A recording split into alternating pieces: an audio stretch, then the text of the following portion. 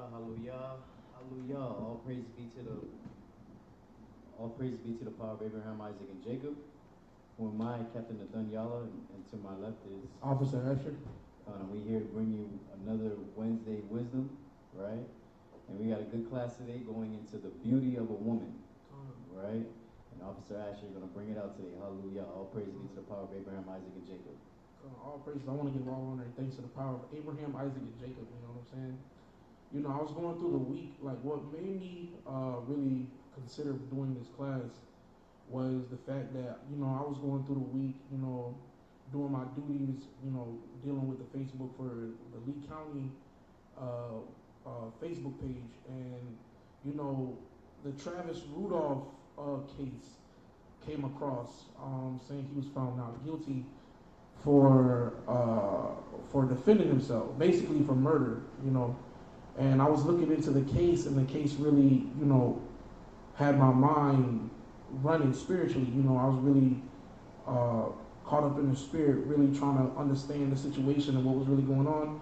And it came to the conclusion of I'm seeing what was going on, and you know, this well-renowned brother, you know, in the NFL, everybody know pretty much he's well known within the football community, and for him to, you know, have to defend himself from a woman who basically was trying to destroy his life in a certain degree. And it made me think, like, him being an NFL player, like, he did not see these signs of this woman being somewhat this crazy, that she was willing to do whatever it takes to end this man's life just because of, you know, a little argument or a dispute about certain things. So it made me really consider what is the true beauty of a woman. Because as far as, you know, we can see, you know, she's not an ugly girl. She's fairly decent looking to look upon, but we have to worry about what's on the inside as well. Because if we don't consider that, we'll basically just end up destroyed. So we have to be very mindful. So this is what the class is. What is the true beauty of a woman? Because we have to be very circumspect about who we dealing with, you know. Because we could end up with a scorpion in our hands, or we could end up, you know, in a bad situation, just like the brother. So let's start out with Colossians 3 and verse 17, so we can, you know, open up the class. Come on.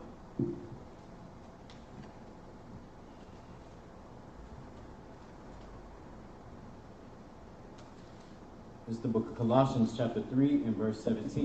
Read on. And whatsoever ye do in word or deed, do all in the name of Mashiach Yahushua, giving thanks to the Father and the power by him.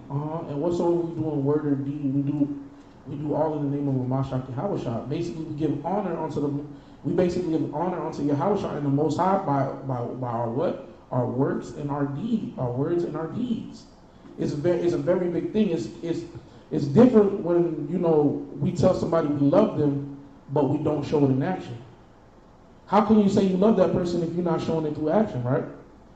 You know, how can you be called a wife if you're not doing the duties of a wife? How can you be called a husband without doing the duties of a husband first? It's hypocritical, and it looks foolish upon our people when we like to say one thing, but we're doing contrary to another.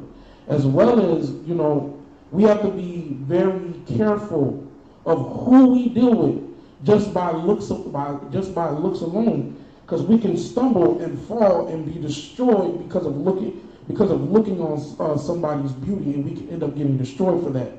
Let me get the book of Sirach, chapter 25 and verse 21. You know, as we see in this world, we see, you know, Israel is generally a beautiful people, you know. You know, throughout the scriptures, you know, our foremothers were found beautiful. The men were found handsome. The princes look good. We all, as a nation, we look good, but we also have to be mindful of our people looking good and our deeds look good as well. You know what I'm saying? Because if we don't worry about if we don't focus on the deeds as well as the looks, we're going to end up destroyed. So let me get that. Come on. I want to say shalom to Sister Yeshaya, Come on. Sister El Issachar. Good to see you. You Sister El now. Then done upgraded to a new name. All right, Sister Ahaba and Brother Lord Gama. Good to see y'all, man. Shalom, family, on this Wednesday Wisdom. Hallelujah. This is the book of Sirach, chapter 25 and verse 21. Stumble not at the beauty of a woman. Do what? Stumble not at the beauty of a woman, and desire her not for pleasure. Come on, read on. Is there more on it? A woman, that's it on that. Okay. So in the book of Sirach, chapter 25, verse 21, it says, stumble not at the beauty of a woman. Do not desire her for her pleasures. Don't be looking at the woman lust, just trying to smash and dash and run 100-mile hour, you know what I'm saying? Because you're going to end up destroyed. You're going to find yourself in a predicament that you do not want to be found in. You know, our women we should not be lusting after our women. We should really be examining our women, just like scriptures say, examine thyself. We should be examining other people around us as well. When you find a wife, you know, when you get at the wife, is a very, or potentially finding a wife, it is a very weighty matter, you know. This is going to be the person that you're going to be spending the rest of your life with. This is the person that you're going to be sleeping down next to every day and every night. So you have to be very mindful of that. And we can't be just marrying people just because of their looks alone. Let me get 1 Timothy chapter 2, verse 9 to further that point. You know, because you know this society has taught us that our looks are everything. But we have to take into consideration as well is that looks fade after a while. You know, I may not look the same when I'm 50. I may not look this good when I'm 50, you know. We may not look this good when we're 60, 70, 80 years old. But the thing is what's left behind. It's basically your character. What's left behind? Your character, your discipline, your integrity. All these traits have to be left behind because looks fade after a while. Con, I was just thinking about it too. You know, like we read about Yahushua and we read about how he looked, and we have some type of general idea of how he looked and what color he was. But we don't exactly know how he looks. But you know what he left behind was his reputation. Right? And that's why we got to live too. We got to have a good reputation when we leave this earth. You know, you may have messed up in the beginning, in the middle, but as long as you got another chance and another day, you're going to fight to maintain a good reputation in the eyes of the Most High and the eyes for your people too as well. Right? And also one thing too about even Yahushua, the scriptures even talk about he wasn't a man to be, I might be paraphrasing, a man to be desired in a sense. Like, he wasn't very, he wasn't a very beautiful person. That's what it was basically saying in the scriptures, you know. And but through his deeds and through his works, he was found glorious. Through his deeds and through his works, he was found beautiful, you know. It wasn't solely dependent upon his looks. So let me get that. 1 Timothy 2 and verse 9. This is the book of 1 Timothy chapter 2, verse 9. In like manner also, that women adorn themselves in modest apparel, with shamefacedness and sobriety, not with broided hair or gold or pearls or costly array. Right? And this isn't talking about, you can't wear earrings anymore and these things, right? It's like it's you putting that focus on what's going on inside instead of putting that focus on what's going on outside, right? Because you want to glory on the inside more than having glory from the outside, right? A lot of our women these days, they get their glory from the outside, what they wear and what they wear and what they do, you know, how good they can dance, and all these different things, and and it's pretty bad. But a lot of glory doesn't come from the inside. And when that happens, there's a lot of insecurities, a lot of things that women don't really speak about, and that's why they cover those insecurities with the clothing that they wear, right? So because when they have that clothing on, right, it covers what's going on the inside, right, and how they're feeling on the inside, because they're gonna get all these comments, hundreds of likes and comments, and you look good and this and this and that, right? But that actually boosts their self-esteem, right? That boosts their self-esteem in a different way. But when they're home alone at night, their self-esteem is all crazy. Right, they're just all jacked up, man. Because It's like a hypercar, a beautiful car. You know, for all my car lovers out there, it's like seeing a Mercedes, right, or a Ferrari or a Benz, and the engine is just horrible. The engine's bad. The transmission's slipping all the time. The suspension's just horrible. The tires are bad. The navigation system is not communicating, or is not working to its fullest potential. You got all type of these issues. And our people don't make it easier too, because when our women put on modest apparel, and you look like a grandma, and all kind of stuff. They take the weave off, and then your hair look crazy, or you look like a slave. Right. You get all these nasty comments from our people because they're so brainwashed into thinking what beauty is. Right. What true beauty is. Right. And if you're speaking to somebody and you're trying to help somebody as far as like with modest apparel and them representing themselves in a good way, it makes it difficult because they go on the outside, and then they make it hard for them. Right. Just like the powerful captain was saying, like we shouldn't, our women should not be so set upon the outer things. You know what I'm saying? The exterior. We should be worried about the interior. It's okay. It's like you said. It's okay to dress up and look good. Don't get me wrong, but we can't solely depend upon that. And it takes a lot of courage for our women to actually put on that modest apparel, right? And to put on that modest inside too. To be modest on the inside, it takes a lot of courage because this world promotes immodesty on the inside and the outside. Right. Right. And that's one big thing I want to talk about too, is that this world. We decided to take on the customs of the heathen. And scriptures talk about we're not supposed to do that. Let me get Jeremiah 10 and verse 2, and then after that I'm going to get Titus 2 and verse 3. Because we've been brainwashed through a lot of, through our music, honestly. A lot of our music has destroyed us very well, to the point where, you have some of our women out here believing that they don't need a man. They're great. They're great without a man. They think that they're the head of the house. They believe that their sexual freedom makes them look beautiful, but it's not. That's not the case. You look foolish. Just like we got Suki Hana. We got quote unquote Sexy Red. Megan Thee Stallion. Cardi B, all these women are idolized by our younger sisters today.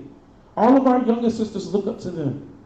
And there was one powerful thing. I was talking to the brothers one day. There was one thing that came out, and it was very thought provoking. Somebody proposed a question: name one respectable female rapper today. Name one that dress modestly and that can rap really good, and it's mainstream. Not one. The farthest you could go back, I could go back, is probably Erykah Badu. The women from the 90s, respectively, because these women were making good points about what was going on. Being mindful of who you lay with, being mindful of the man you lay with, and talk to, and know that some of these men, they be looking for the wrong thing. I don't know, because Erykah Badu did say you better call Tyrone. I don't know. You can't, but to an extent, that's probably post. That was probably post wickedness, man. And Shalom, sister Zakaya, brother Richard Morantis, good to see you. Sister Samara, good to see all of y'all. Hallelujah. Thanks for y'all coming through to the Wednesday Wisdom. Right? And if y'all ever have any questions, let us know. We'll dive deep into it, and get y'all questions answered. Right? This is what we are here for, Now, let me get that Jeremiah 10 verse 2. Yeah, Jeremiah 10 and 2. This is the book of Jeremiah, chapter 10 and verse 2. Mm-hmm. Thus saith the Most High, learn not the way of the heathen. Do what? Learn not the way of the heathen. and be not dismayed at the signs of heaven. Come on, you can stop right there. It say, learn not the way of the heathen, and all we have done is learn the way of the heathen.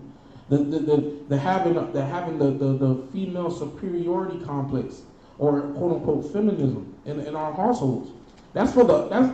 Feminism was designed for the other nations and not for us. Because we've always operated, the Most High always set us in a certain order or role. Can I get on First Corinthians chapter 11? Come on, I got a quick precept. Come on. Give me a second. Get that. The precept that you're going to get. Oh, yeah. Let me get First Maccabees. Come on. First Maccabees. Chapter 1.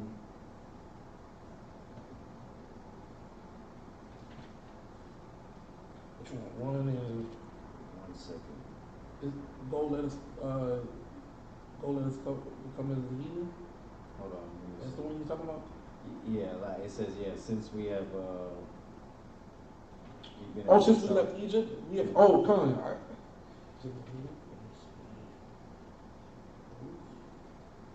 second. Okay. Come on, it's right here. Since we left Egypt, we sinned. Come on. Come on, I got it.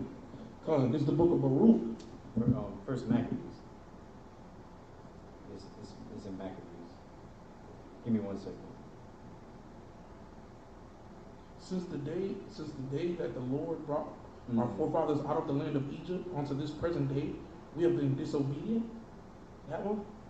No, it's in First Maccabees chapter 1.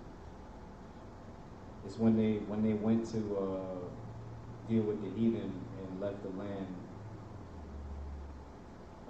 Dang, it's in chapter 1. Are you talking about and made themselves uncircumcised and forsook the holy covenant and joined themselves to the heathen and were sold to do mischief? I'll find it later. What was the precept you wanted? Let me get Titus. Well, 1 Corinthians 11 and verse 1. First Corinthians, you said 11 and 1? Yeah.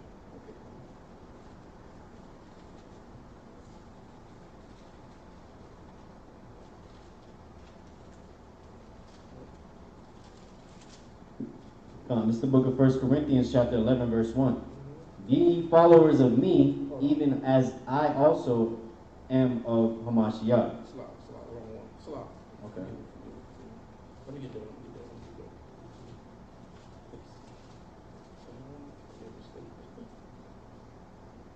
Oh, yeah, start at 3. Start at 3, Salah. I mean to say jump to 3. Verse 3. Uh-huh. But I would have you know that the head of every man is Hamashiach. Uh-huh. And the head of the woman is the man. Is the what? Is the man. Uh-huh. And the head of Hamashiach is Yahweh.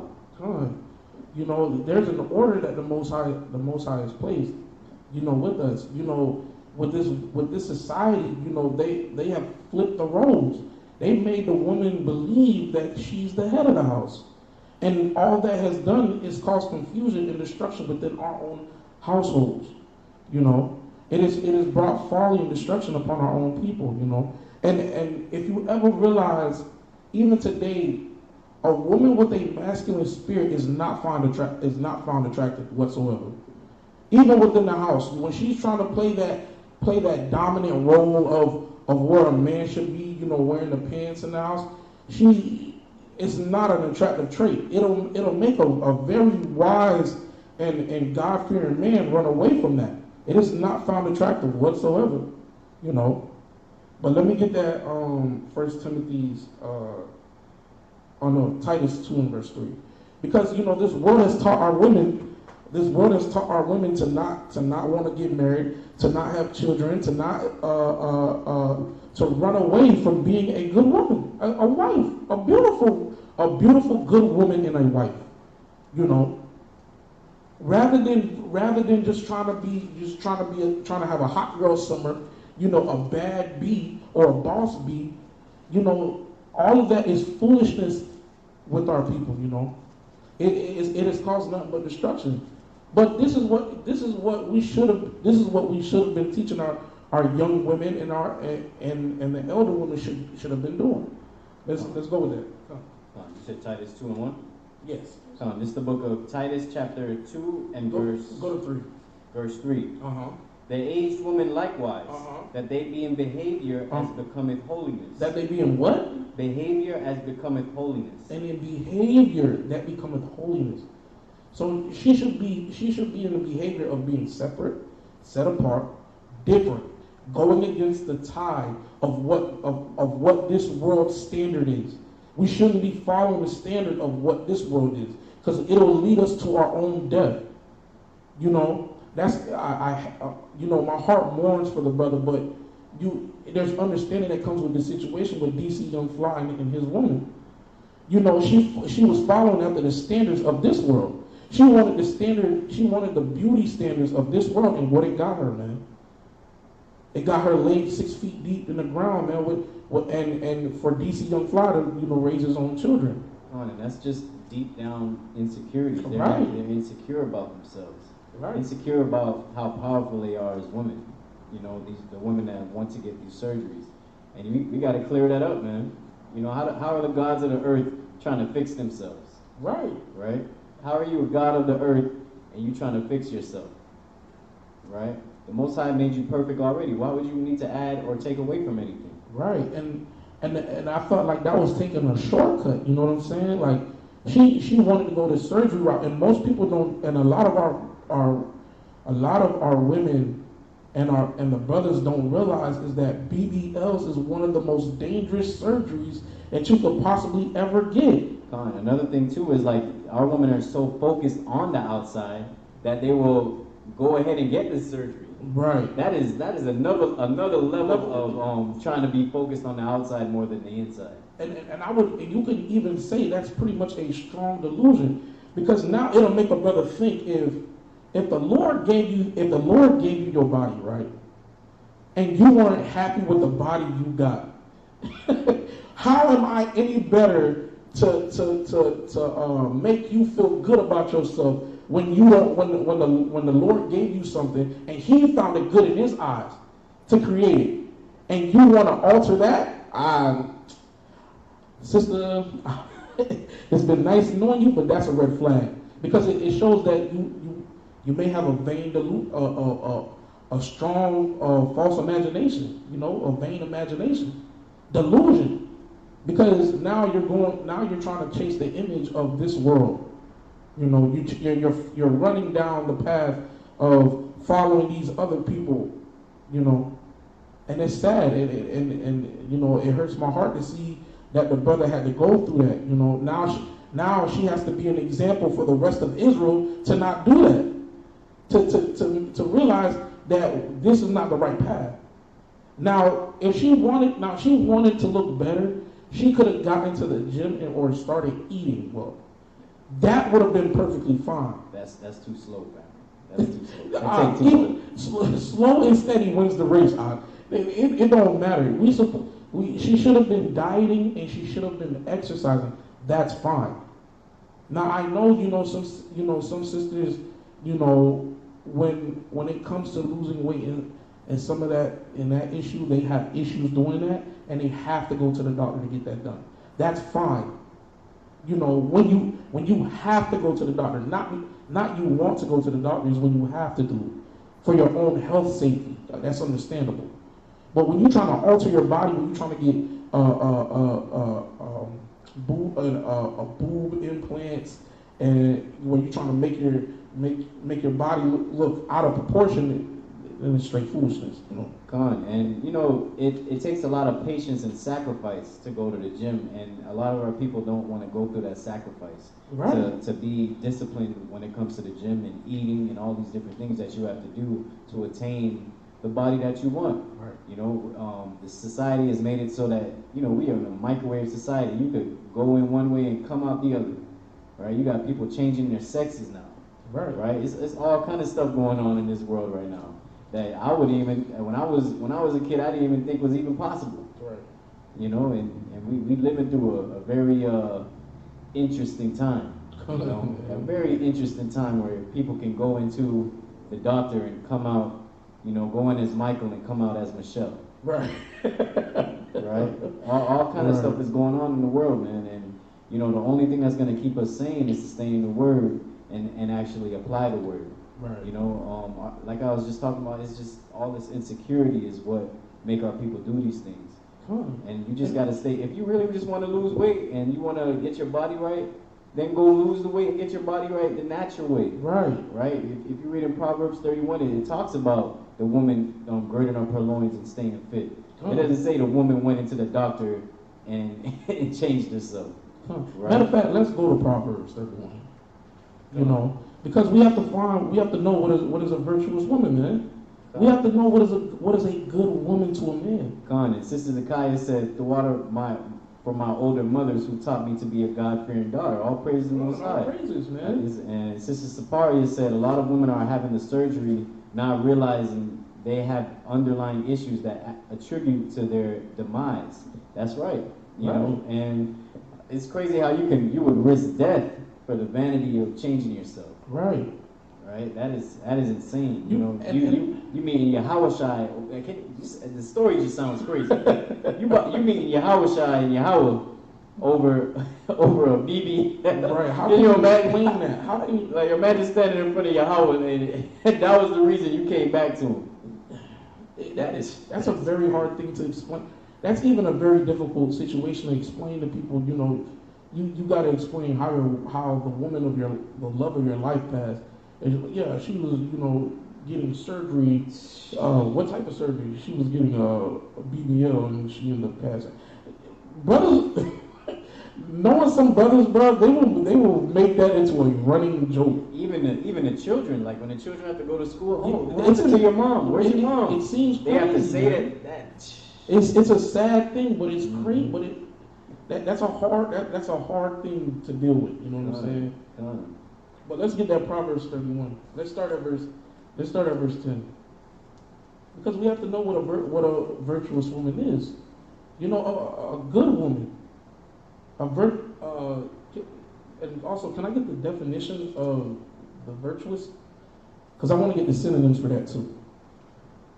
You know. It's the book of Proverbs, chapter 31 and verse 10. Who can find a virtuous woman? What? Say that again. Who can find a virtuous woman? For her price is far above rubies. Her price is far above rubies, man. A good, virtuous woman, it should be a righteous Israelite woman. She is found to be worth more than rubies, man. Connor, I've heard a lot of responses to these things when they go into how the men are, and this is why I'm like this, because the men are like this. But the thing is, you know, I always say this. You don't ever let somebody dictate how you're supposed to be. Right. Right? You don't let somebody dictate how you're supposed to be or how you're supposed to feel. Right? So we got to make sure that we're not letting somebody or somebody else's actions dictate our own actions. Because once you fall into that trap, you're pretty much the same person as that person that did the negative thing to you or are doing the negative thing. Right. You're still giving them power. You're still saying they won. Like, for example, hypothetically speaking, you see a brother breaking the Shabbat, or you see a sister breaking the Shabbat, and you know they at the club or whatever they're doing. You see that, and now you're like, you know what? This is all fake. I'm not even gonna deal with it. You know, you can't let somebody's actions dictate your actions, right? You see a brother mistreat their woman or something like that, and now every brother takes the downfall for that. Right. Right? There got to be at least one righteous out of all of those brothers that you're talking about. Right. Or even those sisters. Right? There got to be at least one righteous. And just pretty much the message to that is just make sure you're not letting somebody or someone dictate your actions or how you're feeling about a situation. Right. Right? Don't let your consciousness be skewed by somebody else's action. Right? And I got the definition of virtue. Get that real quick, Salah. Let me get the synonyms for it. It says having or showing high moral standards. What? Having or showing high moral standards. Having high moral standards, a showing of having high moral standards. That means you ain't out here all promiscuous. You ain't dressing skimpy from head to toe. You're discreet. You got morals. You got strong morals. You got principles that you stand on, and you don't stray from them, period. Read on. Oh no, that's it. Let me get the synonyms for him now. Synonyms. Synonyms. Synonyms. Synonyms. Synonyms. Good. Remind me of Kadash. Good. God. Yeah. Moral, ethical, upright, upstanding, high-minded. What? High-minded, right-minded. Right-minded. Right thinking. Mm-hmm. Principled, exemplary, Mm-hmm. clean, law-abiding, lawful, irreproachable, Irreproachable. blameless, guiltless, unimpeachable, just, honest, honorable, incorruptible, anti-corruption, scrupulous, noble, lofty, elevated, worthy, And that's decent, respectable, so many things, admirable, Right. This pure, pure as the driven snow, whiter than white, sinless, saintly, godly, angelic, immaculate, impeccable, squeaky clean. Good. That's what I'm talking about. This is what a virtuous woman is. This is what a beautiful woman is. A woman that is worth more than rubies. A uncorrupted, high morals. She's not going with the tide. She's not saying that she's about to go out here and have a hot girl summer, man. She's not thinking about being a baby mama. She's not worried about sleeping with 50, trying to sleep with 50 dudes by the end of the summer, man. She's worried about staying in the house. She's worried about having her house in order, keeping things corrected and down a straight line. She like organization. She like a man that's disciplined, that's gonna stay home, that's gonna be willing to do the work, that's gonna do the same thing that she's doing, having the same mind, having integrity, discipline, not found blameless or uncorrupted. And what I was gonna say too is, Proverbs 31 is definitely one hell of a chapter. Yeah. If I for lack of better words. Right. But the thing is, this is the standard for the women. The women have a whole chapter, right? The men got a lot too. Facts. The women got this chapter right here of like how to be and what their standards are. Right. And you should always use this as a measuring stick for yourself. Right. To achieve that perfection of a godly woman. Right. Right? Not the perfection of this world or what people think perfection is, because you might fall, you might mess up, but at least you're trying. Right. Right? If you want to move into that Proverbs 31 spirit. Because I see a lot of people put the Proverbs 31 in the Instagram and all these different things, but are they really doing it? Doing the works of the Proverbs 31 woman. Because I'm reading right here, it says, she riseth also when it is yet night. She's up at 5 in the morning, 4 in the morning. Let's read it. Let's read it. This is the book of Proverbs, chapter 31, verse 15. She riseth also. Start at 11. We're going to go there to 15. Verse 11. Who can find a virtuous woman? For her price is far, far above rubies. The heart of her husband doeth safely trust in her, so that he shall have no need of spoil. She found trustworthy in his eyes. He don't have to worry about. He can let his girl go and say, "I got nothing to worry about. She trustworthy. I believe in her. I got faith in her." Read on. She will do him good and not evil all the days of her life. She will do him good and not evil. She's not going to be trying to be spiteful. She's not going to be trying to ruin this man's life. She going to try to say, "Hey, let me cook a little meal for my man. He's been working from a 9 to 5. I probably got home a little early. I'm a little tired, but I'm gonna prepare him a little something. Have him right and cook me a little something. So we good." And that made me think too. You may have a woman that's not really living by these things or not doing as much as they should. But that's where that patience comes in, because if you know that she's trying to do it, you got to work with that, family. Right. You got to work with that, because we all trying. Right. We all trying to reverse 400 plus years of another religion, 400 plus years of psychological, mental breakdowns and all these different things. We're all trying to reverse that. We're all trying, man. Right? So you can't read something and expect it to be done just like a microwave. Overnight. And that's the problem with our society. We go into this microwave society type thing, where everything has to be done right now, just as it said. Where that's not how it works all the time. Right? As long as they're trying to make an impact, then you gotta clap it up. Right? The scriptures say that the angels rejoice over one sinner that even turned to just try to turn from sin. Right? They have a party just over that. So we gotta make sure we congratulate ourselves every day that we're trying to live in righteousness. Right? Con, and that's all I had. So let's continue. Con. Verse 12. Verse 13. Con. Verse 13. Mm-hmm. She seeketh wool and flax and worketh willingly with her hands. Mm-hmm. She is like the merchant's ship. Mm-hmm. She bringeth her food from afar. Con, she good at having a lot of resources, making a lot of resources. You know, there's one sister I know. She made her own skin product, hair shampoo, soap, lotion for her own baby. Like, and that's crazy to think about it.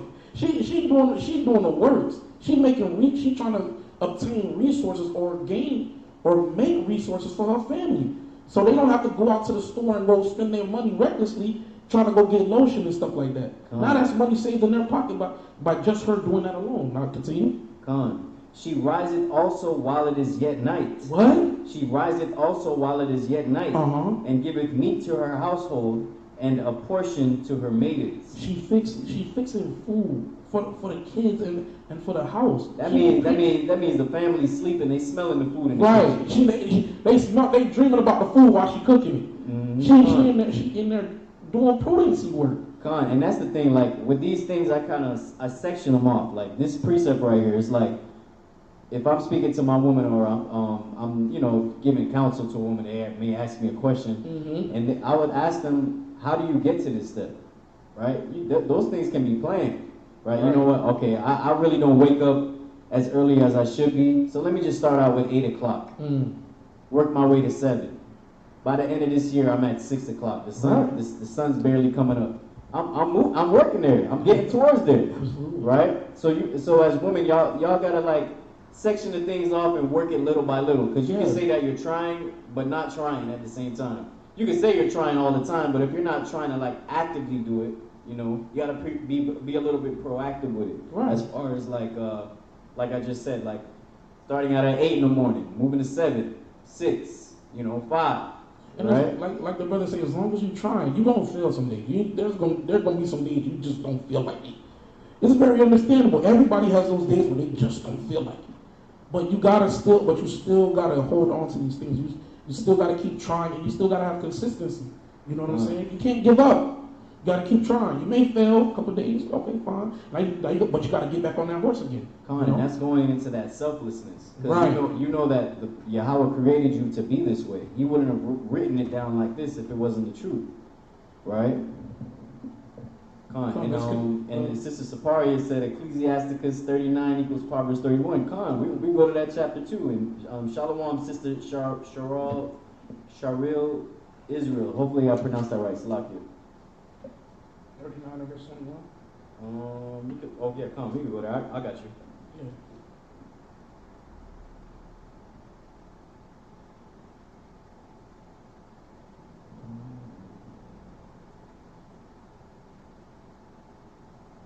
Okay, I get what she's saying. She's saying that the man looks at Sirach 39, the woman's looking at Proverbs 31. Absolutely. That makes sense. Let's go back. Let's go back to that Proverbs. Okay, This is the book of Proverbs, chapter 31, verse 16. She considereth a field and buyeth. With the fruit of her hand she planted a vineyard. She girdeth her loins with strength, and strengtheneth her arms. She perceiveth that her merchandise is good. Her candle goeth not out by night. She layeth her hands to the spindle, and her hands hold the staff. She making clothes. She's a resourceful woman. She putting in the work. She making zits. She making fringes. She putting fringes on her husband's clothes, on her kids' clothes, on her clothes. She's being a very resourceful woman with being with this man. When he bring it in, even if she bring it in, she continues to double it. She continues to excel the house. This is how families should really be running, and what men should really be looking for. Continue. She stretcheth out her hand to the poor. Yes, she reacheth forth her hands to the needy. She is not afraid of the snow for her household, for all her household are clothed with scarlet. They basically, she's doing the work. She's knowing that her family's gonna be good because She stacked up. She was prudent. She was doing the work. She was being a very resourceful and a loving, caring woman. And she was putting in hard work. Prudency, she was doing work overnight. You know, she was making sure that her family was well provided for and well cared for. But we also have to come to an understanding of who gives us a virtuous woman. Let me get the book of Sirach, chapter 26, and verse 1. Come on. Because, you know, we have to be very mindful of, or very,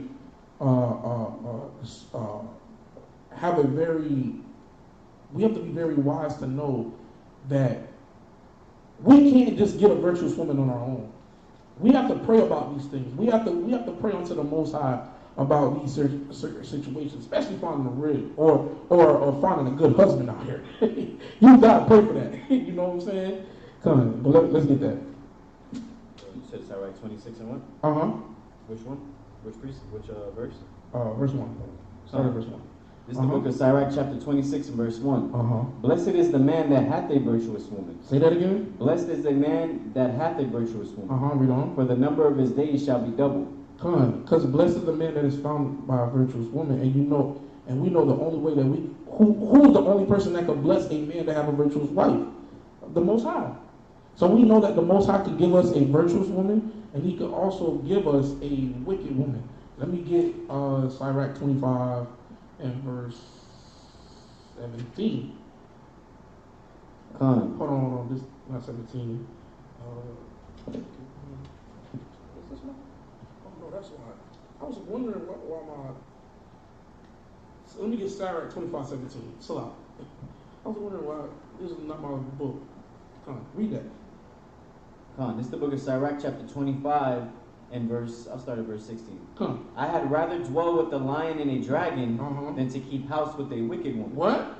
I had rather dwell with a lion and a dragon than to keep house with a wicked woman. A brother do not want to dwell around a wicked woman. I've seen, but how many times have you seen people in your complex that just sitting in the car, not trying to go in the house because of their woman being so wicked or their man being so wicked? You're trying to find every excuse not to be at home. Matter of fact, you prefer to go back to work. You prefer to do overtime. They ask you, hey, you about to do a triple overtime? Yeah, man, I need the money. You don't really need the money. You got it, but you just not trying to go home to a wicked woman or to a wicked man, which is very sad. You know what I'm saying? You trying to run away from the situation or a problem. You know. The wickedness of a woman changeth her face, and darkeneth her countenance like sackcloth. Hey, what? The wickedness of a woman changeth her face, and darkeneth her countenance like sackcloth. The wickedness of a woman changeth her face. A woman can be found beautiful, but when she is wicked as hell, she can be found ugly, very ugly, unattractive, unappealing. She looked like death. I don't want to be around it. She looked like death. She's the epitome of death, and brothers can see that. Some brothers can vividly see that. They can foresee that down the future of death being the only answer to that woman. Read on. Her husband shall sit among his neighbors, read on. And when he heareth it, shall sigh bitterly. You know that remind me of. That sounds crazy. Listen, man. That sounds crazy. You heard about Keisha? Bro, did you hear it? I seen her on Tinder. And then the first thing the brother gonna do, all you gonna hear is, that's all you gonna hear. This is how you know these scriptures is meant for Israel, bro. The fact that you're gonna have a brother sighing, he chilling with the neighbors, he chilling with his homeboys, and the first thing, every time you hear his wife's name pop up, he just, or his wife call him.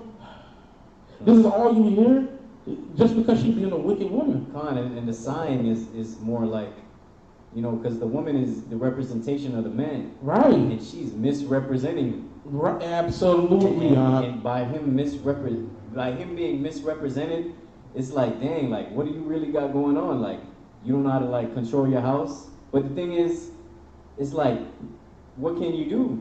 Like, what can you do? You want to put her in a chokehold and do this and this and that? Right. You really can't. So you can't really look at that man when that woman's being as wicked as she is. Because that's the choices that she's making. But you gotta also understand that the reason why this brother going through this, because it goes further down. Did we read 17 yet? Come on, read it. Come on. Verse 17, come on, I'll read this. Come on. So we know, I lost my point. Come on. I had my point going. Yeah, read it again. All wickedness is but little to the wickedness of a woman. Let the portion of a sinner fall upon her. And we know what that gift of the sinner is going to be, which is death. That's right. Right? And it says all wickedness is but little to the wickedness of a woman, which means that that woman could be a terror to your whole life. Right. It can destroy you. Right. And it could be more wicked than any wicked thing you could ever think of. Right? And you know, with the Travis Rudolph case, this man almost lost his life. Him and his brother almost lost their lives. And one more thing before I lose my point. And this is crazy. Like women will say that, you know, we have no power. We're like servants and this and that. They'll be belittling themselves. But you really do have a lot of power. You have a lot of power to destroy your house. Speak out. That is crazy. You can destroy your whole house by the things that you do, right? Or the things that you don't do.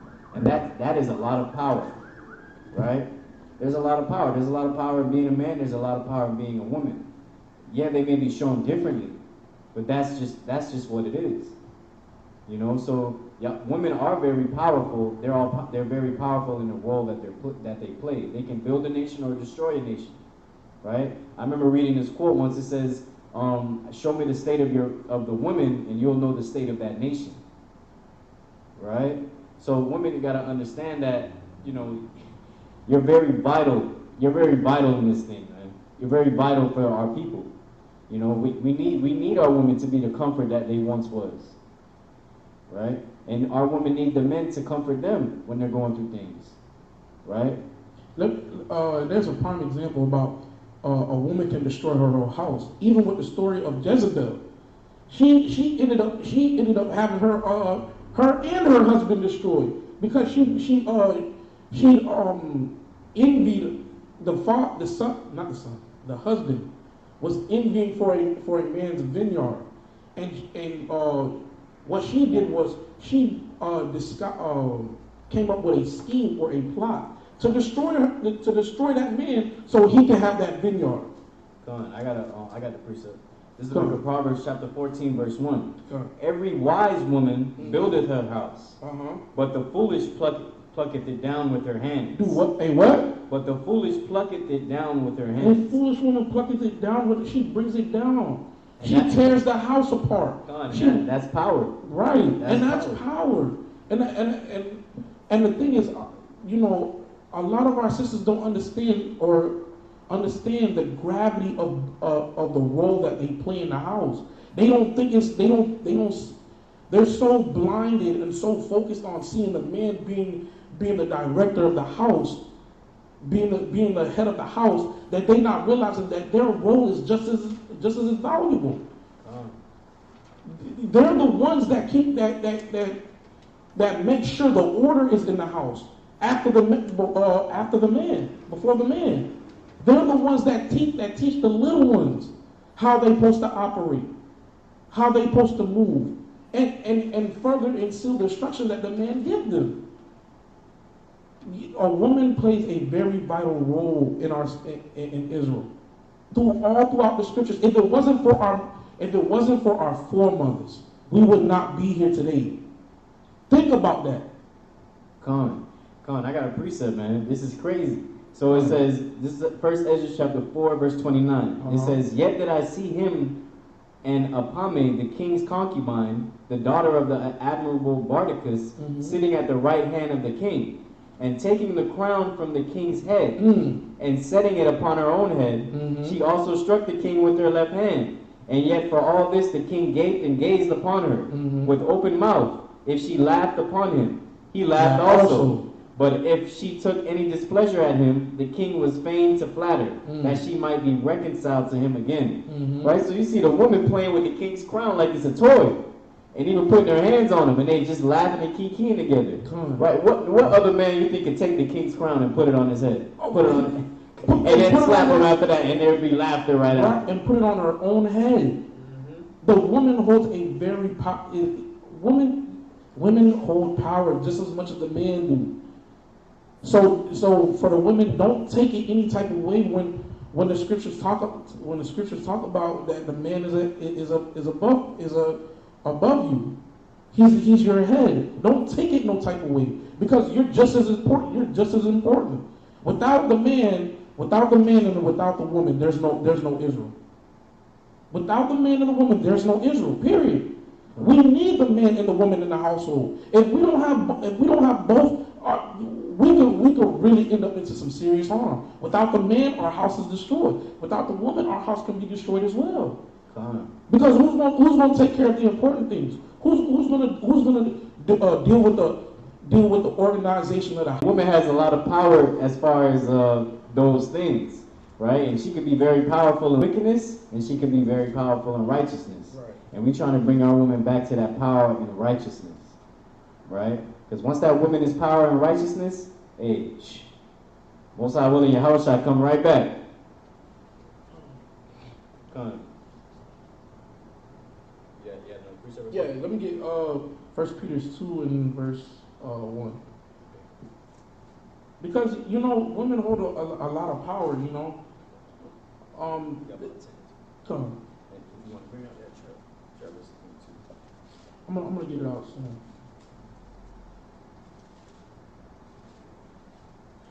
Matter of fact, let me get Sirach 36 and 22. This is the book of Sirach, chapter 36, and verse 22. The beauty of a woman cheereth the countenance, and a man loveth nothing better.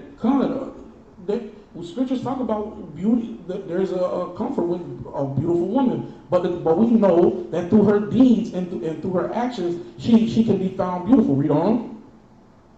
Verse 23. If there be kindness, meekness, and comfort in her tongue. What? If there be kindness, meekness, and comfort in her tongue. Comfort in her tongue. She's being a peace unto that man. When that man's having a hard day, she's saying, honey, it's okay. It's all right. You're here with me. We're together. We can work this problem out together. He's having a rough day. She's trying to find out she's being very observant of the man. She's speaking comfort with this man. She's being that meekness. She's being kind, soft-hearted for the man. Read on. He that getteth a wife begetteth a possession. A help like unto himself. A what? A help like unto himself. A help like unto himself. Read on.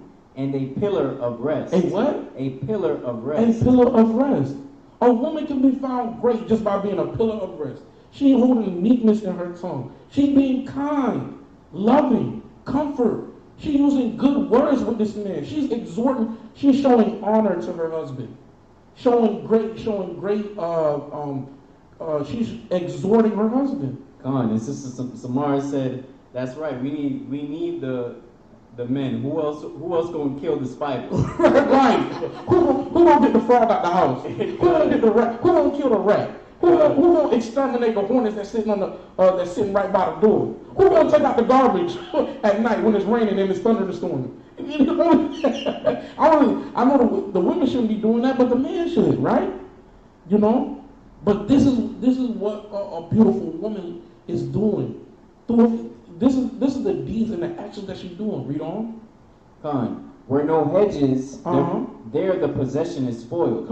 And he that hath no wife will wander up and down mourning. See, my brother was... and I seen this firsthand. Oh, dang, brother, I want a wife, man. Hey, I heard brother say, man, I'm just going to be like Paul, dog. I'm just going to be like Paul, dog. Come on, man. It gets rough out here. Right. Because, there's a scripture that says out of a thousand women, not one. Come on. Right? Hopefully 10,000 you find one. Right? Because out of 1,000, you can't even find one. That's in Ecclesiastes, paraphrasing. Right? And, this stuff is deep, man. It may sound very simple, the things that we're reading and talking about, but these things are very deep. And, if we apply these things to our life, it will, it would change a lot of things, man. Let me see. Let me get that. Salah. Let me get that Esther 1, because I want to go into that honoring your husband. You know, we should be honoring, as Israel, if you're married, we should be honoring one another. We should be exhorting one another. We should be, you know, saying that, hey babe, I ain't gonna lie, you be whipping in the kitchen, you know, you be doing your thing, I ain't gonna lie, you doing what you gotta do. And sisters should be doing the same, you know, you should be telling your man you work very hard, I appreciate you from time to time, you're willing to do the hard things, you know. And I know it can be tiring, but I'm very thankful that I have you in my life. Stuff like that I don't think you understand how much doing those things can make somebody feel good and make them love you even more with these honoring and with these exhortation. But this is what can also happen if you don't honor your man, because if you don't honor your man and you disrespect him and you say, you know, you do things in public when in a public setting, like say if your man needs some food and he asks you kindly, hey babe, can you fix me something to eat? And the first thing you yell out in front of everybody, you go get your food your damn self. You know how crazy you make that man look as well as him? You make him a laughing stock. Because if you're willing to do that out in public, you can embarrass your man. It'll make you and your house look foolish. And you don't want your name to be tarnished in Israel. Every brother and every sister would say, hey, you know, so-and-so and them, I don't want to be like them. I refuse to look like them. They look foolish, man. But let's get that. Esther chapter what? Which verse? 9 and verse. Esther 1 and verse 9. This is the book of Esther chapter 1 and verse 9. Also, Vashti the queen made a feast for the woman in the royal house which belonged to King Assuerus. Now hold on to that. I'm gonna give context to this. Matter of fact, jump up to verse 1, because I'm gonna give context. The context is that King Ahasuerus, he's holding a feast. You know, he's a great king. He owns a lot of provinces and he conquered a lot of provinces and land. He has a lot of land. Con. We got Sister Stina in the building. Shalom. You know, and speaking of protection, you know, Sister Stina, she got something called Royalty Defense. Right. Where she gives you this goodie bag, right, for only $35, and you can get a taser.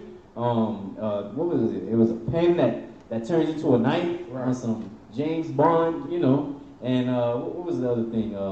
Pepper spray, right? All kind of things, man. Shout out to Sister Stina, man, trying to protect our women out here, right? All praise be to the power of Abraham, Isaac, and Jacob. This is the book of Esther, chapter 1 and verse 1. Now it came to pass in the days of King Assuerus. This is Assuerus, which reigned from India even onto Ethiopia, over 120 provinces. That in those days, when the king Assuerus sat on the throne of his kingdom, which was in Shushan the palace, in the 3rd year of his reign, he made a feast unto all his princes and servants, the power of Persia and Media, the nobles and princes of the provinces, being before him. Good. So he had other princes in the place, very well respected men, very powerful men in his presence as well. Now jump to verse 9. Now it's going to talk about the actions of what the king wanted from the queen. Go to verse 9. Verse 9. Also Vashti the queen made a feast for the woman in the royal house which belonged to King Assuerus. On the 7th day, when the heart of the king was merry with wine, he commanded Mehuman, Biztha, Harbana, Bigtha, and Abagtha, Zathar, and Carcass, the 7 chamberlains that served in the presence of Assuerus the king, to bring Vashti the queen before the king with the crown royal. So the king was very happy. You know, he was in a joyful spirit, and he told his chamberlains, hey, go get my wife, man. I want my wife. Bring my beautiful wife hither. I need to see her face. So everybody can see how beautiful my woman is, because I love my woman. I want everybody to look upon her glory. Read on. Khan, to bring Vashti the queen before the king with the crown royal to show the people and the princess her beauty, for she was fair to look on. Come. But the queen Vashti refused to come at the king's She commandment. did what? She refused to come at the king's Now commandment. she refused. She said, "No, I ain't going. I'm staying right here with my girls. It's gonna be me and my girls partying in our own place. Bump that brother. Read on. But this is a problem. Read on. By his chamberlains. Uh-huh. Therefore was the king very wroth, and his anger burned in him. He was what? His anger burned in him. He was angry. He got Huh. upset. Come on, just a couple verses ago, he was merry and going for joy. He wanted You see how the woman can change the emotion of a man in a quick second? Come on, man. Come on. She changed that man's whole countenance within a second. God, that's vice versa for the men too Right, as well. right. But, you know, for this example, we showing how the woman could just change up everything. Right. Right? Change the whole spirit. Right. Read on. Come on. Then the king said to the wise men, which knew the times, for so was the king's manner toward all that knew law and judgment. And the next unto him was Karshina, Shethar, Admatha, Tarshish, Meres, Marsina, and Mumukan, the seven princes of Persia and Media, which saw the king's face, and which sat the first in the kingdom. What shall we do unto the queen Vashti according to the law? Come on. Because she had not performed the commandment of the king Assuerus by the chamberlains. And the thing is, they hold the law to the T. This was a strict man. This was a very strict man because he held to the law. He did not play around. He wasn't a patty cake. Let things happen here, let things happen here type of brother. He was a very strict brother when it came to certain things. But read on. Khan. And Mumukan answered before the king and the princes, Vashti the queen hath not done wrong to the king only.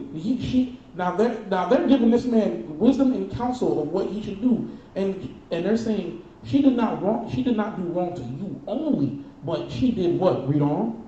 Khan. And Shalom, sister Nayasha. Salaki if I pronounced that wrong.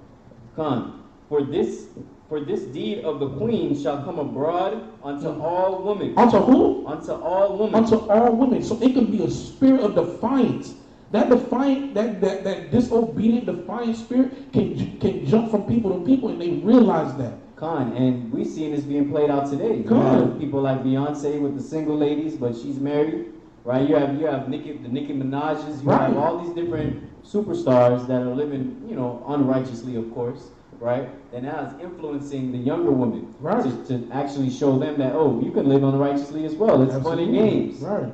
Absolutely. Right? Read on. Come.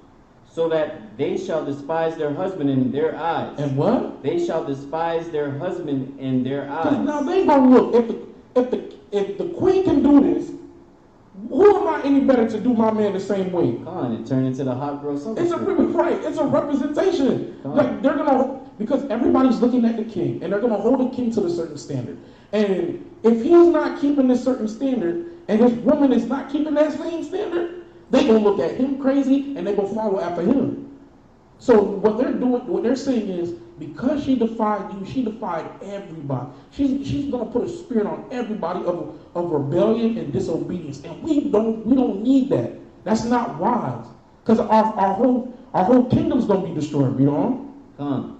For this deed of the queen shall come abroad unto all women, so that they shall despise their husband in their eyes. When it shall be reported, the king Assuerus commanded Vashti the queen to be brought in before him, but she came not. Likewise shall the ladies of Persia and Media say this day unto all the king's princes, which have heard of the deed of the queen. Thus shall there arise too much contempt and wrath. If it please the queen, if it please the king, let her go, a royal commandment from him. Let it be written among the laws of the Persians and the Medes, that it be not altered, that Vashti come no more before King Assuerus. And let the king give her royal estate unto another that is better than she. So this is the result.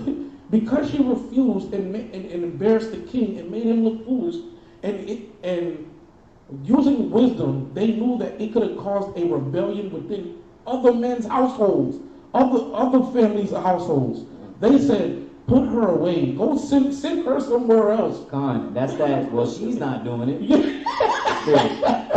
Right. And that's what I was just saying earlier. Right. I was saying this earlier. Don't let the actions of someone else dictate your actions. Right. Don't be influenced by the actions of other people. Right. Be influenced by the scripts, and that's it.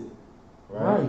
Because now because she didn't honor her husband, now she got sent off somewhere. Now she gonna be looking crazy. She gonna be looking crazy while the brother got another wife that's gonna be submissive, obedient, and obedient to this man's words. Con, that's right.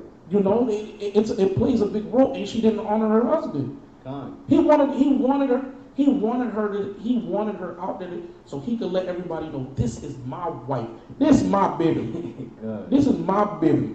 God, but she refused. She had that rebellious spirit, the disobedient spirit. And you can't have that when you're dealing with your man. You can't have that. You can't do that. You gotta honor your man as well as the man honoring his husband, his wife. It's a very big crucial part in Israel, you know. So let me get, you know, for the sake of time, let me get Ecclesiastes 13. You know, because I know we know. It's very. This whole topic it could go very deep. This whole topic could last for 8 years. Yes, facts. We'll be doing like We'll be doing like a whole worth of 8 months worth of. We're gonna come out with a documentary soon. Yeah, it's gonna be called The True Beauty of a Woman Part 1. Right. It's gonna be on Amazon. Right. On Amazon. God, this is the book of Ecclesiastes, chapter 12, verse 13. Let us hear the conclusion of the whole matter. Fear the Most High. Do what? Fear the Most High and keep His commandments. Fear the Most High and keep His commandments. For this is the whole duty of men. For this is the whole duty of men. You know, we're supposed to keep the commandments. You know, we're supposed to show love. We're supposed to, you know, continue to follow in wisdom. And, you know, we're supposed to be of subjection unto our husbands. And we're supposed to be, you know, showing love to our women. We're supposed to be willing to die for them like Yahweh shot for the church.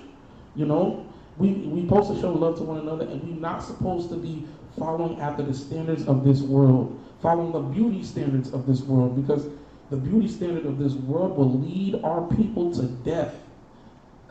We're not supposed to follow after the customs of the heathen, getting BBLs and boob augmentation surgeries. You know, and through the scriptures, we're supposed to, you know, show reverence unto the Lord, as well as being, you know, good wives and good husbands, and continue to keep walking down this truth. You know, that's truth. So with that, I say, you know, shalom. All praise be to the power of Abraham, Isaac, and Jacob. Another powerful Wednesday wisdom class. Most High willing, we here next week. You know, we had some internet trouble last week and the week before, but now we're back in business. Our regularly scheduled program will be from 6 to 7 to 7:30. You know, most High willing, we here next Wednesday, and we can get the job done again. Right? And if y'all have any topics y'all want us to go into, you know, we can bring it out as well. So let us know, and we'll come back next week with another topic if y'all have any more topics as well. Right? One moment, I think we had 1 second. You probably got to exhort. God. And Khan, so Shalom family and death and destruction of Babylon. Hallelujah. God, all praise, hallelujah. Yeah. Shalom family. Khan, appreciate that, brother Morantis, and Shalom, Lord Gamma. Y'all take it easy, king and queens, or princesses. Let's not say queens, because you know. Yeah, that's actually Queen Spirit got Vashti sent to the netherworld. No problem, Sister Sharia. Because you know that Queen Spirit, you know the originate. What was the original word for queen? What was it called? The queen meant like poor back in the day. Yeah, something to that effect. So let's just try to use princesses and princes and kings. Right. That's right. Hallelujah. All praises. Shalom, family. Shalom. That was the longest goodbye ever. Hallelujah. you know Israel bad on saying goodbye. We walk people to the car talking. We get to the car, we talking. You get in the car, you still talking. Thanks. God, all right. Shalom. Shalom.